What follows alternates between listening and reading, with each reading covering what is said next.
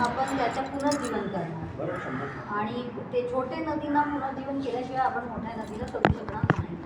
तर आपण आता ज्या प्रांगणामध्ये बसलोय हा आपल्या बाजूने कुंभेरी नदी आहे आणि ही कुंभेरी नदी पुढे जाऊन आपल्या भातसा नदीला मिळते आणि ही भातसा नदी पूर्ण मुंबई ठाणा सगळीकडे प्यायचं पाणीचं आपल्याला हे स्त्रोत आपल्याला पण आज अशी परिस्थिती की छोटी नदी असू द्या की ती मोठी नदी सर्व प्रदूषित एवढं झालेले आहे की आज आपण सगळ्यांनी मिळून जर याच्या बाबतीत काही केलं नाही तर नाही. आज मी इथे आले कारण मला काही देशभरात जल प्रहरी म्हणून आहे आणि महाराष्ट्रामध्ये जलनायक म्हणून तर मला कळलं होतं हा कुंभेरी नदी परत खूप खराब झाली आणि मी दर महिन्याला किंवा 2 महिन्यांनी येते आणि जेवढे अधिकारी आहेत त्यांना बोलवून पण देते. तर आता कसं आहे की आज जो मी बघितलं तर पूर्ण हा नदी बिलकुल खराब झाला पण जे खराब झालं आहे ते तो वरच्या बाजूला जे सांडपाणी घाणपाणी सर्व सोडलं जातं ते कुंभ्या कुंभारशी राहूर वगैरे जे आहे त्याच्यातून आम्ही मॅक्सिमम बंद करायला लावलं थोडेसे काय आहे. पण आता काय झालं आहे लास्ट टाईम पण मी जेव्हा आलो की या मंदिरचे जे पुजारी आहेत त्यांना सुद्धा भेटलं कारण तुम्ही तर या थोडे पुढे गेले तिथे बघा सगळं आपल्या मंदिरचा कचरा तिथे नदीमध्ये टाकला पूर्ण आपला कचरा तिथेच टाकला वारंवार मी येऊन भेटून गेले आहे सांगितलं आहे दाखवलं आहे की हे तुम्ही असं टाकू नका कचरा असं काहीतरी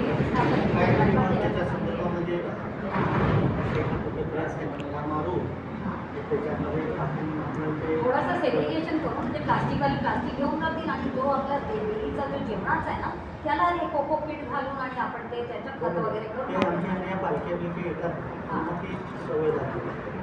तर पूर्ण मी आता जर जाऊन बघितलं तर सगळं कचरा तसंच आहे आणि दरवेळेला तिथंच होतं. माझी रिक्वेस्ट असणार की आपला मंदिर आहे मंदिरमध्ये आपण सेवा म्हणजे पूर्ण स्वच्छता म्हणजे सेवा तर तसं जर एक आपण करायला लावूया. माझा जो माणूस आहे ना त्याला मी सांगतो की तो कचरा आहे तो चांगला करून एका ठिकाणी पेटवून देईल. पेटवायचं नाही पेटून पण काय होणार मग आपला श्वास आपल्या झाडाला एअरला ते सगळं खराब होतं. पेटवायचं ना आणि हा काय आपलं काम पण नाही पडघा ग्रामपंचायत त्यांचं काम आहे ते पूर्ण घेऊन जा.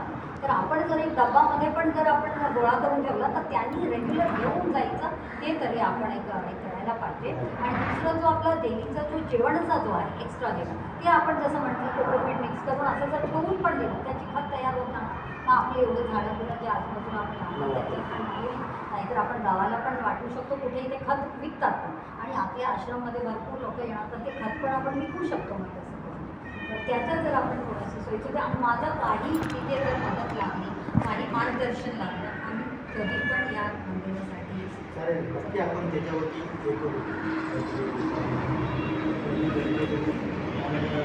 मलाही वाटतं ना की बाबा बाजूला जरा जवळून घे आवाज येतो आणि बाजूला राहतो आणि बाजूला एवढं नदीची ही झालेली आहे मध्ये मी आणि एस पी साहेब मागच्या साईडला बसलो होतो मला एस पी साहेब पण बोलले की ह्याच्यावरती थोडंसं लक्ष देऊन तुम्ही काम करायचं असं बोलले होते. तरी आता काय आहे की हे आहे ना वेर म्हणतो ना पाणी अजून पसरलेली आहे त्यामुळे ते काय वाटत ते थोडा पसरली ना तर तुम्हाला त्या तिथून चालू झाले तर ते थोडंसं व्यवस्थित ऑलरेडी ती पसरली होती आज थोडी कमी आहे आता 4-5 दिवस आधी खूप पसरली होती आता कमी आहे पण त्याच्यावर उपचार करायला पण आमच्याकडे त्याचं पूर्ण हे आहे सोल्युशन आहे. पण काही फंडिंग जो लागतो त्याच्यासाठी काही म्हणजे कारण ती सोल्युशन आणावं लागते स्प्रे करावं लागते या सगळ्यासाठी काहीतरी म्हणून मी सर्कल अधिकारीला आज बोलवली होती.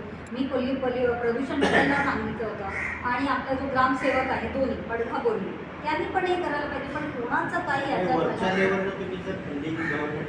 मी ते तहसीलदार ऑफिस BDO यांना सगळ्यांना सांगितले ऑलरेडी पण जर त्यांना एखादा प्लॅन बनवून नदी स्वच्छता अभियान हे सर्व ऑलरेडी 2022 पासून ऑलरेडी हे आहे त्याच्यामध्ये फंड सुद्धा आहे पण माणसांचा जो इच्छा करायची जी हे म्हणजे आपला इंटेन्शन तीच दिसत नाही त्यामुळे काय आहे वारंवार कुंभेरी खराब होत आहे आणि याचं पाणी एवढा खराब झालं की आपण पिऊ शकत नाही आणि आज जगभरात पाणीचा किती प्रॉब्लेम आहे हा पाणी एवढा जास्त आहे आपण ते पिऊ शकतो आणि मी दोन्ही ग्रामपंचायतला सांगितलं की प्युरिफिकेशनचं युनिट लावा आणि त्यातलं पाणी आपल्याला मिळायला हवं पण ते पण काही होत नाही म्हणून माझं फक्त एवढं की जिथून आपल्याला सहकार्य करून जसं कचरा आपण टाकू नये ॲटलिस्ट आपल्या हातात तेवढा तरी आहे, आपण तेवढा आधी करूया आणि हळूहळू एकेकाला करू. मी आज पण आता ग्रामसेवकला लावतच होते, बडे म्हणून आहे ते, आणि आमच्या इथे ग्रामसेवक आहे, कोण आहे ते आता नवीन आलेले आहेत, त्यांच्याशी पण बोलणं झालं आहे.